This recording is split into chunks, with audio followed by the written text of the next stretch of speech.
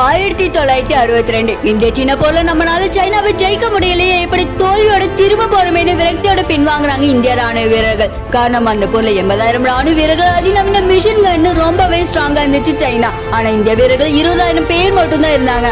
அது மட்டும் இல்லாம இந்திய வீரர்கள் எல்லாம் பயந்து ஓடி போயிட்டாங்க. அதனால நமக்கு தான் வெற்றி. இந்த அருணாச்சல பிரதேசமும் நமக்கு தானே இந்திய எல்லைக்குள்ளேயே முன்னேறிட்டே வருது சீன ராணுவம். ஆனா யாருமே எதிர்பார்க்காத நேரத்துல திடீர்னு குண்டடிப்பட்டு இறந்து போறாங்க இந்த சீன வீரர்கள். இந்திய ராணுவம் தான் பயந்து ஓடி போயிடுச்சு. அப்புறம் கண்ணு கட்டின தூரம் வரைக்கும் யாருமே இல்லையே, அப்ப யாரு சுட்டதுன்னு விழிப்புதுங்க சீன ராணுவம். இந்தியாக்குள்ள வரதை நிறுத்திட்டு அங்கேயே நைட் ஃபுல்லா தங்குறாங்க. இரவு நேரத்திலும் எங்க இருந்தோ குண்டுகள் வந்துட்டே இருக்கு. கொத்து கொத்த சீன ராணுவ வீரர்கள் இறந்து போறாங்க. கிட்டத்தட்ட 72 மணி நேரம் தொடர்ந்து குண்டுகள் வந்துட்டே இருந்ததுனால சீன ராணுவம் கதிகளுக்கு போயிடுச்சு. அங்க அந்த அளவுக்கு பயத்தை காட்டி மறைஞ்சிருந்தது யாரு தெரியுமா? வெறும் 22 வயதே ஆன இந்திய ராணுவ வீரர் ரைபிள்மேன் ஜஸ்வந்த் சிங் அவர்கள்.